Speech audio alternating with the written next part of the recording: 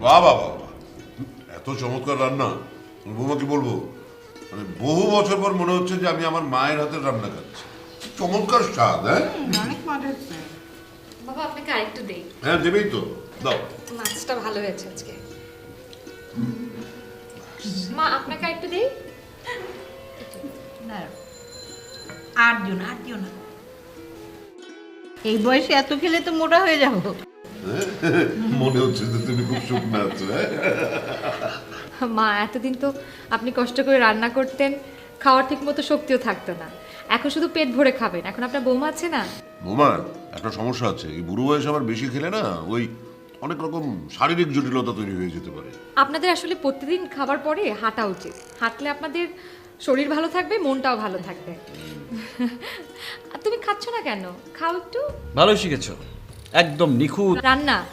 রান্নাটা আসলে আমার নিখুঁতি হয়। ছোটবেলা থেকে রান্না খুব ভালো করে করতে পারি তো।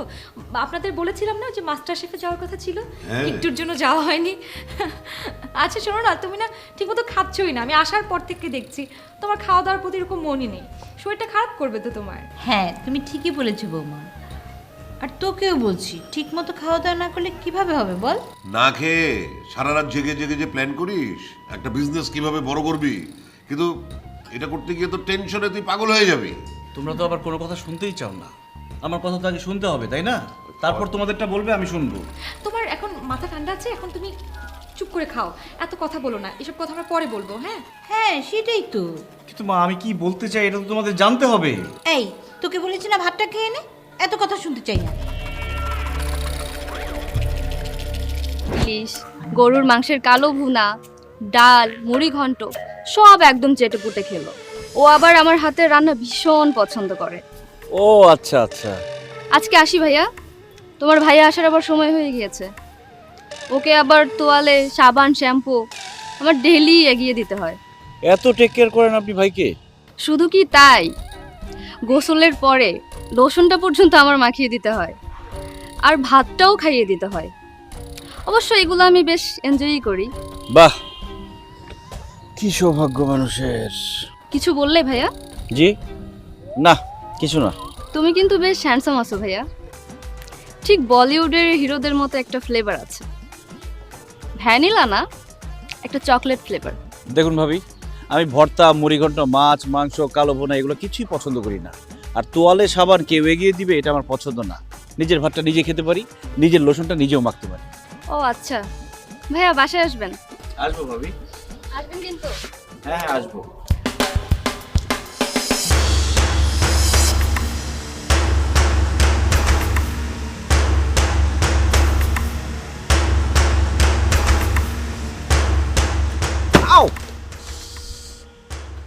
ওই মহিলাকে, পাশের ফ্ল্যাটের ভাবি। সে তোমাকে বাসায় ডাকে কেন? আরে বাসায় ডাকবে কেন, ফর্মালিটি। ও, পাশের ফ্ল্যাটের ভাবি তোমাকে ফর্মালিটি করে বাসায় ডাকে, আর তুমি সেইটাকে সাড়া দাও? কতদিন ধরে চলতেছে এই ফর্মালিটি তোমার? আজকে প্রথম বললো। ও, তুমি যাচ্ছ না কেন? যাও এখন। আর আজকে প্রথম বললো, আজকে যাওয়া যায় নাকি? ও, আপনি আজকে যাবেন না, আপনি পরে যাবেন। সমস্যা কি তোমার? মাথায় সমস্যা আছে?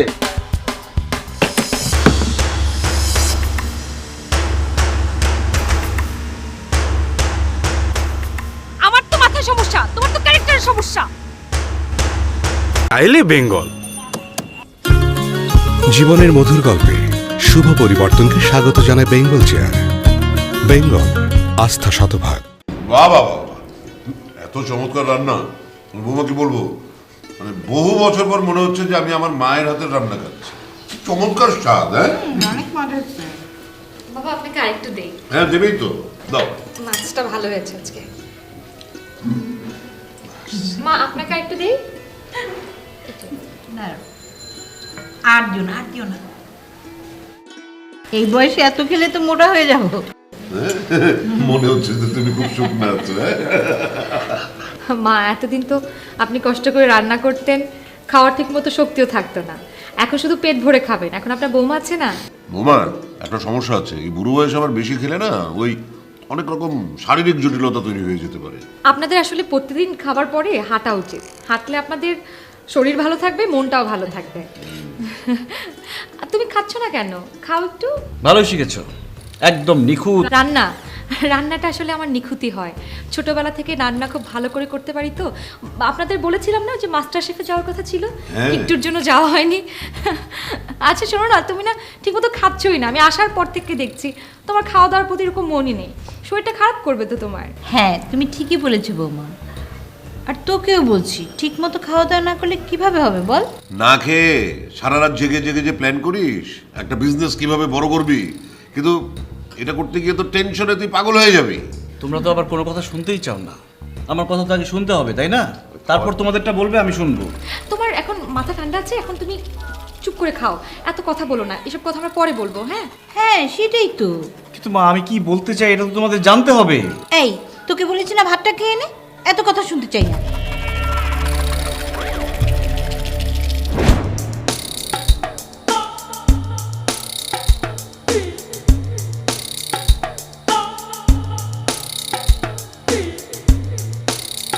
আমার সাজানো জীবনটা একটা ঝড়ো বাতাস এসে এলোমেলো করে দিল।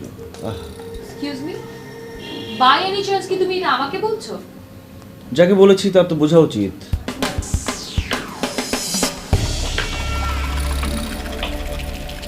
আমি তোমার জীবন এলোমেলো করে দিয়েছি?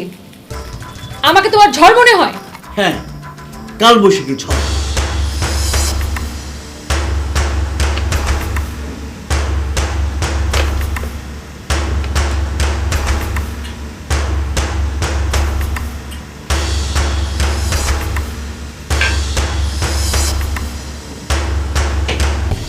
এই, এটা কি? এটা তো মদের বোতল। তুমি মদ খাও?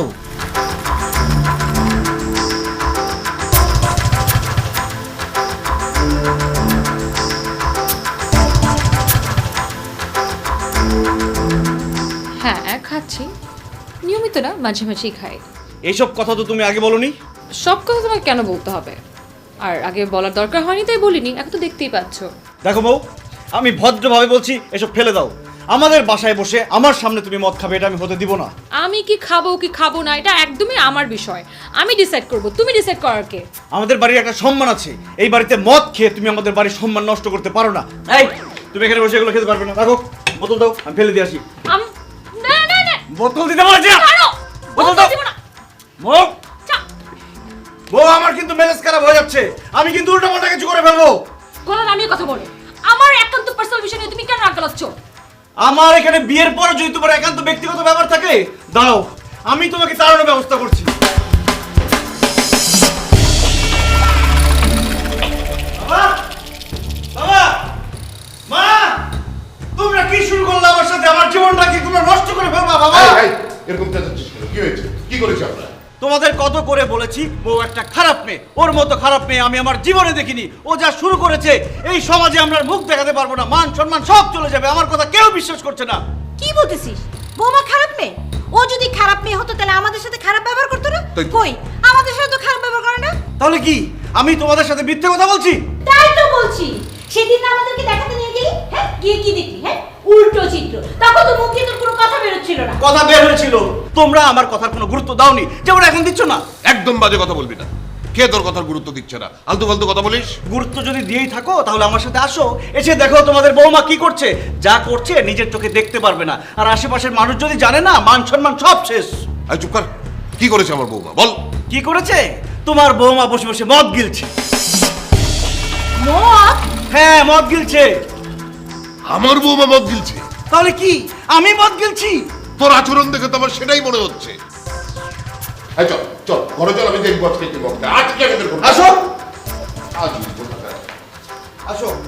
আমার কথা তো বিশ্বাস হয় না, নিজের চোখে যখন দেখবা তখন বিশ্বাস করবা। দেখো কি অবস্থা, এইসব যদি হয়।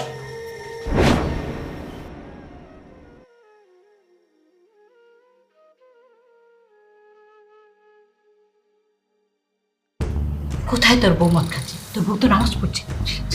তোর মাথায় কি গন্ডগোল দেখা দিয়েছে নাকি? এইসব উল্টা পাল্টা কথা তুই বলতে পারিস? দাঁড়াও,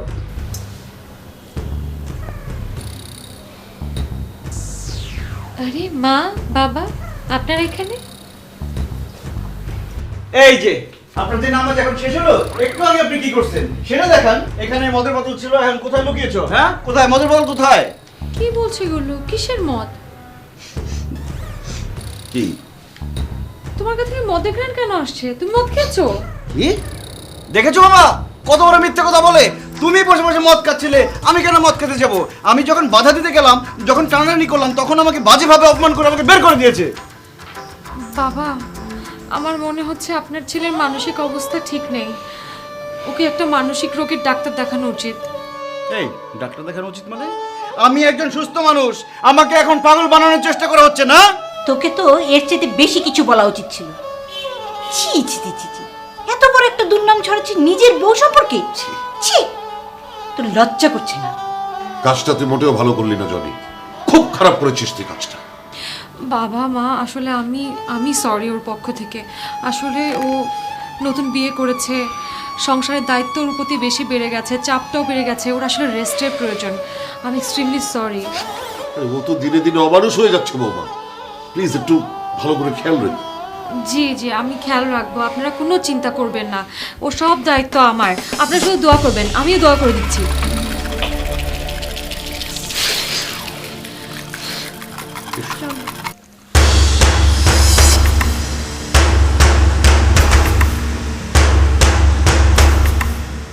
কি সমস্যা তোমার? নামাজের সময় হয়ে গেছে, তুমিও নামাজটা পড়ে না। ভণ্ডামির একটা সীমা আছে। হ্যাঁ, ফাজলামি শুরু করছো তুমি, একটা নাটক শুরু করছো, ভালো সাজার চেষ্টা করতেছো এখন। ভালো সাজার চেষ্টা করছি কি বলছো? আমি কি মদ খাই নাকি? এগুলো কোনো কথা? আমাকে দেখলে মনে হয় আমার কোথায় চেহারা, গেল আমাদের বোতলটা? কোথায় গেল? আমার চেহারা দেখে মনে হয় আমি মদ খাই। আর 5 ওয়াক্ত নামাজ পড়ি। কয়েক মিনিটের মধ্যে বোতলটা কিভাবে লোকে গেল দেখি তো। ওই দিকে তো নাই।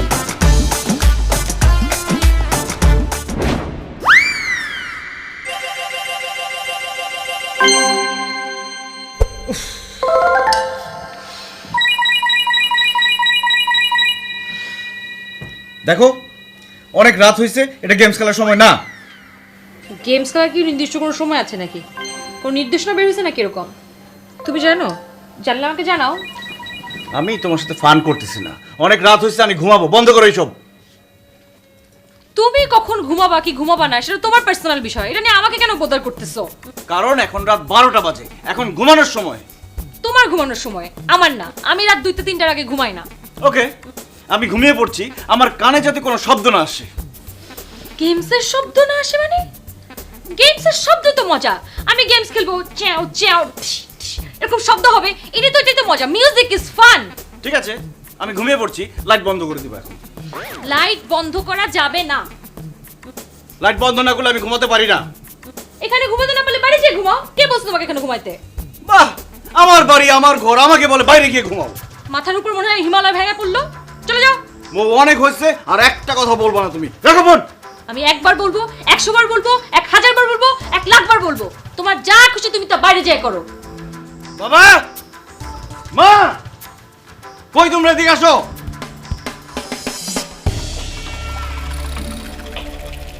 জনি, কি হয়েছে? তুই চেঁচাচ্ছিলি কেন? কিরে, এত রাতে চিল্লাচ্ছিস কেন? আমি মৌয়ের সাথে আর সংসার করতে পারছি না। হয় ও আজকে বাড়ি থেকে যাবে, না হয় আমি এই বাড়ি থেকে যাব। কেন, কি করেছে বৌমা? কি করেছে দেখতে চাও? এই যে দেখো কি করেছে। এই দেখুন না মা, আপনার ছেলেকে সুস্থ রাখতে আমাকে কি কি করতে হচ্ছে।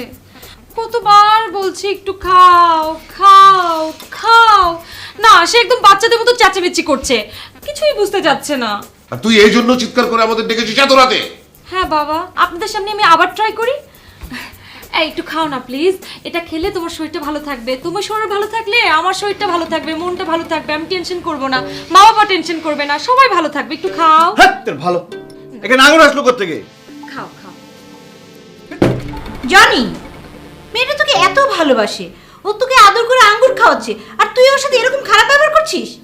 তা আবার আমরা দাঁড়িয়ে আছি আমাদের উপস্থিত রেখে এত খারাপ ব্যবহার করছিস, আর আমরা যখন না থাকবি তখন জানি কি ব্যবহারটা তুই ওর সাথে করিস। বোমা, বোমা, ওকে আর খাওয়ানোর চেষ্টা করো না, অনেক হয়েছে। তুমি শুয়ে পড়ো, তুইও শুয়ে পড়। খবরদার আর যেন তোর কোনো চিৎকার আমি না শুনি। তুমি চলো। কিন্তু বাবা ঘটনা তো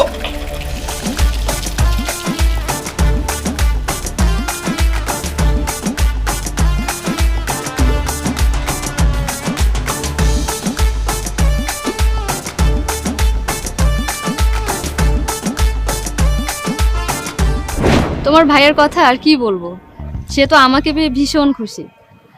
তোমার ভাইয়া কি বলে জানো? কি বলে? সে বলে আমার নামের সাথে নাকি আমার সব কিছুরই মিল আছে, সেই জন্য তোমার ভাই আমাকে ভীষণ ভালোবাসে। নামের সাথে সবকিছু মিল মানে? ঠিক বুঝলাম না। আরে জানো না ভাইয়া, আমার নাম তো মধু। তোমার ভাইয়া বলে আমার সব কিছুই নাকি মধুর মতো। ও আচ্ছা আচ্ছা, ভাইয়া ঠিকই বলে। ও মা, তুমি না খেয়ে বুঝে গেলে? অথচ তোমার ভাইয়া একটা একটা করে খাওয়ার পরে বুঝতে পেরেছে। জি। ও আচ্ছা ঠিক আছে, আমি নিজে একদিন তোমাকে খাওয়ানোর ব্যবস্থা করব, তুমি কিন্তু না করতে পারবে না। জি, না না, আমি কিছু খাই না। একবার শুরু করলে দেখবা অভ্যাস হয়ে গেছে। মানুষ হচ্ছে অভ্যেসের দাস। দেখুন, আমি অভ্যাস করতে চাই না, আমার সমস্যা হবে। আরে সমস্যা হবে কেন ভাইয়া? তেমন কোনো মশলা ব্যবহার করি না, আর তোমার পেটে কোনো গ্যাস হবে না। ও আচ্ছা আচ্ছা আচ্ছা, আপনি রান্না করে খাওয়ানোর কথা বলছিলেন? হ্যাঁ ভাইয়া, আমি রান্না করতে যেমন ভালোবাসি তেমন মানুষকে খাওয়াতেও অনেক পছন্দ করি। আর আমার রান্না করা প্রত্যেকটা আইটেম তোমার ভাইয়ের খুব পছন্দ। সত্যি ভাবি, আপনার মতো বউ পাওয়া কিন্তু ভাগ্যের ব্যাপার। সবার ভাগ্যে এমন বউ জোটে না। তাই না? ভাবি কেমন আছেন? আপনার সাথে তো কথাই হয়নি, একদিন বাসায় আসেন, আড্ডা হবে। আর একটু তাড়া আছে, আজকে আমি আসি।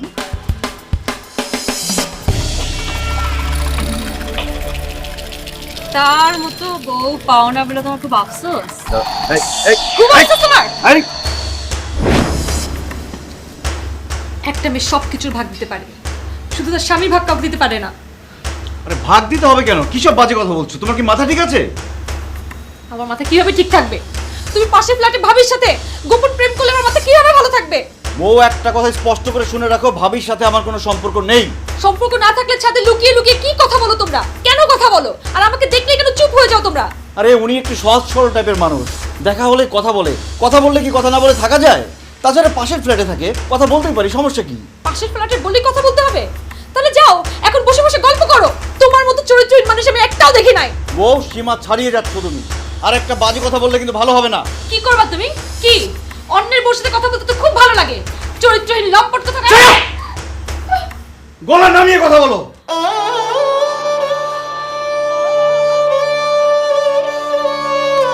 তুমি আমার গায়ে হাত তুললে। হ্যাঁ, হাত তুলেছি। এছাড়া তোমাকে থামানোর আর কোনো ওয়ে ছিল না। অনেক সহ্য করেছি। যে স্ত্রী আমাকে ভালো না বেসে আমাকে যুদ্ধক্ষেত্রের প্রতিপক্ষ মনে করে, যে আমার সাথে আমার বাবা মার সাথে প্রত্যেকদিন অভিনয় করে, যে আমার চরিত্র নিয়ে বাজে কথা বলে, তার সাথে সংসার করা যায় না। আমি তোমাকে ডিভোর্স লেটার পাঠাচ্ছি। বাবা,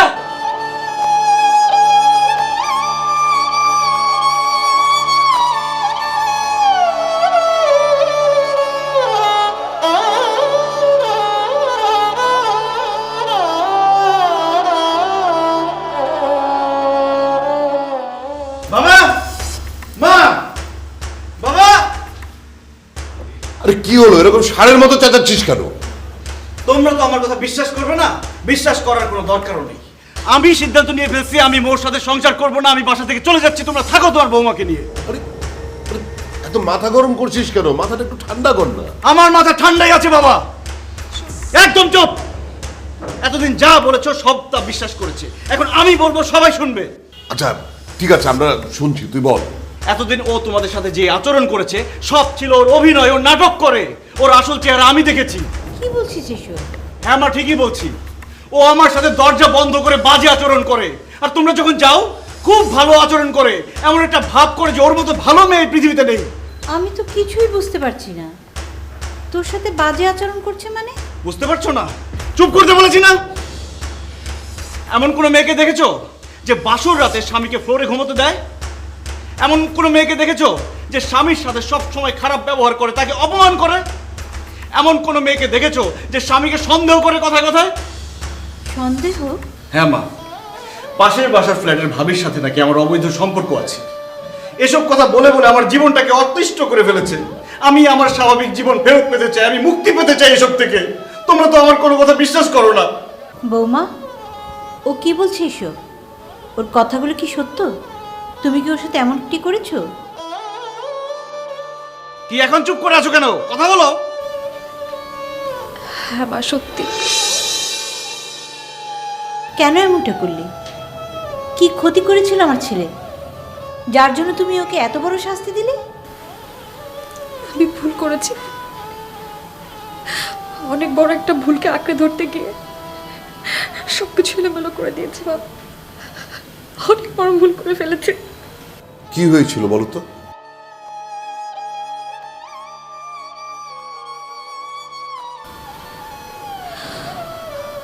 আমার সবচেয়ে কাছের বান্ধবী তমা একজনকে খুব ভালোবাসত। 8 বছরের সম্পর্ক।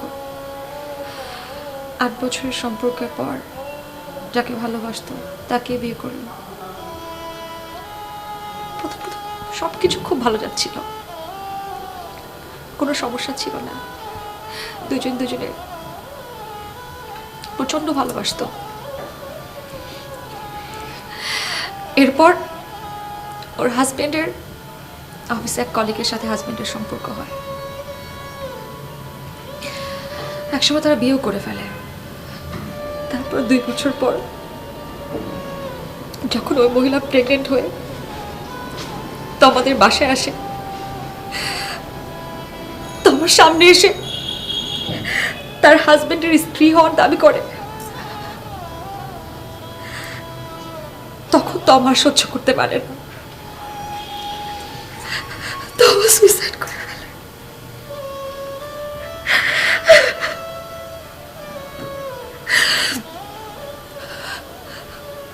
তো আমার সুইসাইডের খবর